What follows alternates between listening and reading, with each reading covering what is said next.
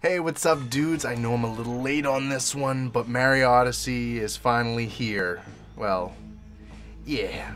It's been out for a little while. It's a much greater achievement than I ever expected, in that I thought that nothing could topple Breath of the Wild as my pick for Game of the Year. And with all the footage that came out before the launch, I figured we'd seen all the goods, if you know what I mean. But oh, how I couldn't have been more wrong, because this game had me oohing and awing all the way to the end and beyond, because much like Breath of the Wild, Mario Odyssey's content does not end when you finish the story, but instead opens up even more, with more moons and costumes to acquire, which makes for incredible replay value. The story itself is way more beefy than past outings. In terms of the way the story is told, Mario Odyssey reminds me a lot of Luigi's Mansion Dark Moon, with beautifully animated cutscenes using the in-game graphics and dialogue that will have the most uptight gamers giggling all the way to the end. In this adventure, Bowser is at it as always, fixing to kidnap the princess, only this time he plans to make it official through an extravagant wedding, which is kinda messed up.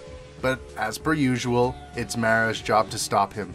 You bounce from kingdom to kingdom trying to catch up to Bowser and thwart his dastardly plans. Your progress being disrupted by Bowser and his minions along the way until you end up on the moon for the final ceremony. The great thing about the story is that it never loses continuity with the setting of the game. There is always a reason for Bowser's visits with relevance to the unhappy union, but you as the player don't find out what those elements are until you've explored these respective areas and interact with their inhabitants. All in all, this was the most engaging and inviting story I have seen from a 3D Mario game, and it's one that I will be able to return to over and over. The presentation of the game is breathtaking. Mario has never had so much texture to his character model, and the addition of costumes allows you to see just how much went into creating this visual experience. It doesn't stop there. Odyssey proves that Nintendo is on the top of their game when it comes to creativity, each kingdom being vastly different than the last with their own vivid design. The game continues to impress with an incredible physics engine. The most apparent manifestation of this engine is in the liquids. Water physics and graphics have always been something that I've been fascinated with, so experiencing this game has been a real treat. The reason I said liquids and not water is because the physics change throughout the game. Seaside Kingdom is solely water, which is pretty obvious, but there is a lot going on in terms of the physics. Watching this dance of ripples is a spectacle. Swimming alone is a great way to witness the engine in action. The Lake Kingdom have a rainbow sheen over the water's surface. Underwater, the aesthetic of bubbles rising from the seabed or bubbles churning in the runoff of a river or a waterfall really has an effect on making these scenes feel more alive. The Luncheon Kingdom, which I like to aka the Culinary Kingdom, the liquid surrounding it is soup, and once you start swimming around in that, you can tell that the liquid is more viscous, giving that effect of a soup, which I found very authentic. It felt great to see the difference. The overall experience looks spectacular. Mario's animations are on a whole new level. In the cold, he shivers. In the heat, he fans his face and looks exhausted. When hurt, he slouches over and pants. When swimming, he takes in each breath while stroking, and when submerged, his cheeks are plump, full of air. It's really neat to see the lengths gone to in order to masterfully animate Mario. I noted while playing this game that a lot of the environmental animations and even some of the enemies seem to have come from 3D World's arsenal, which isn't a bad thing, and it's more than obvious where and how they improved upon it. But the way smoke forms, coins glisten, and even how sprites look and animate are very similar. That being said, Odyssey has a much broader spectrum of styles, ranging from Katamari Damacy's charming and simple to Bayonetta's more realistic look, and everything in between is just as amazing.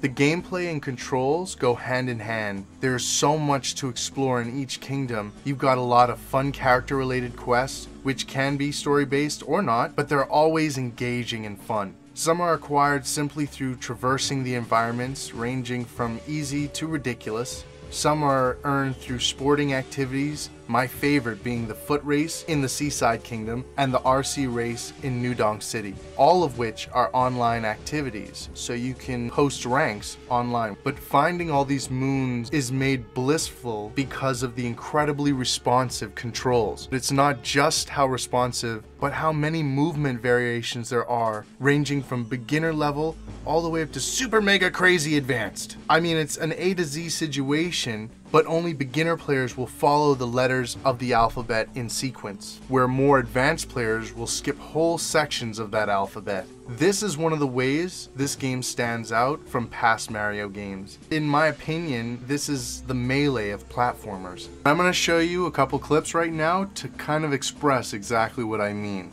This first clip is my boy Jini. He posts videos on Twitter showing his abuse in both Splatoon and Mario and pretty much any Nintendo game. He's a huge Nintendo fan like myself, but he plays all kinds of games, and he's, yeah, like I said, he's an indie dev, he does cool stuff. But yeah, no, when I saw these, you know, you're watching him and you're like, he's gonna die right there. What magic is this? You know? And the next dude, he goes by the name Samurai. He allowed me to use a clip of his. I just happened to stumble upon it while watching some Mario Odyssey footage, and you know, I saw the thumbnail said 19 seconds for one of the foot races, and I'm a big fan of the foot races in this game. I wasn't sure if that was something great, and I went and did it myself, and I got I think it was 55 seconds because I couldn't do any of the stuff that he could do. And I quickly learned from what he had done, and I reduced it down to 35 seconds. Now, how he made an additional 16 seconds on me, I don't know. It's crazy. I fall somewhere in between, leaning more to the advanced side, and it seems I get a little better each time I pick up the sticks, which is an awesome feeling, much like getting better at Smash.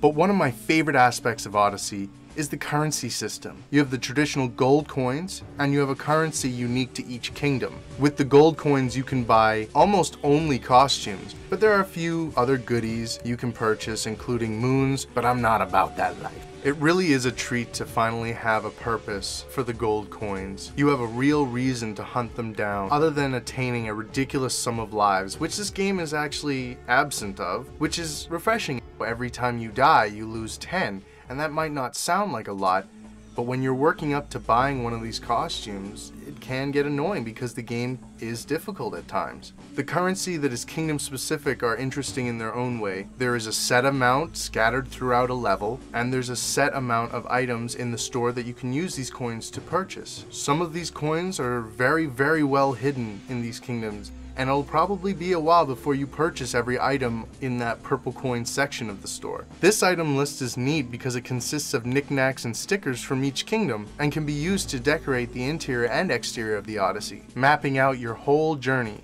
With the closet that holds your wardrobe being on board the Odyssey, you'll find that by the end of the game, your ship has transformed into a moving house/suitcase, making it feel very unique and almost giving it an Animal Crossing feel. The costumes themselves are varied and consistent with the themes of the game, some invoking nostalgia. Almost as good as the costumes themselves are the descriptions of said costumes, giving further depth to each one.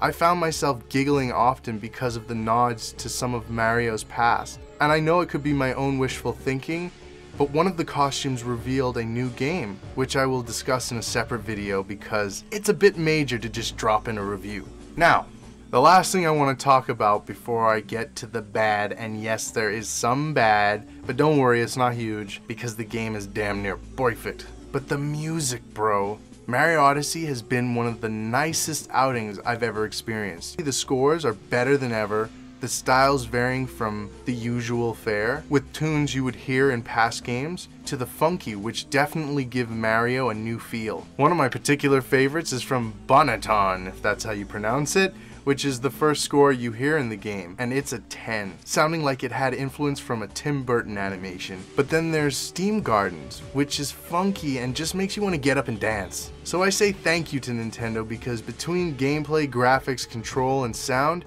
you have made the most complete Mario to date. Now let's rip this band-aid off. There were only a few things I noted as issues. Firstly, I noted that at times there was a texture and model pop-in issue. I imagine it was a technical problem that couldn't be avoided.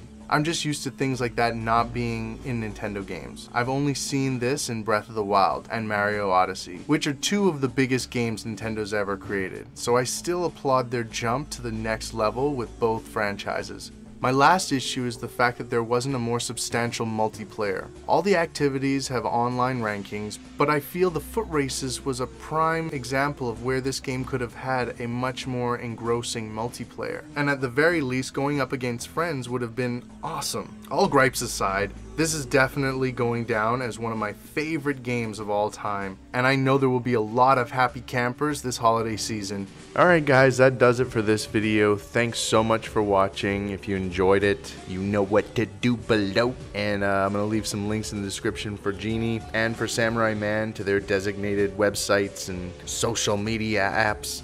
I'll definitely be leaving a link to my previous video and maybe a little description of what I plan to do in the future. But one thing's for sure, the flow of my videos, it will become more consistent at this point. So I want to thank you guys for sticking around, and I hope to see you in the next video. Have a beautiful day!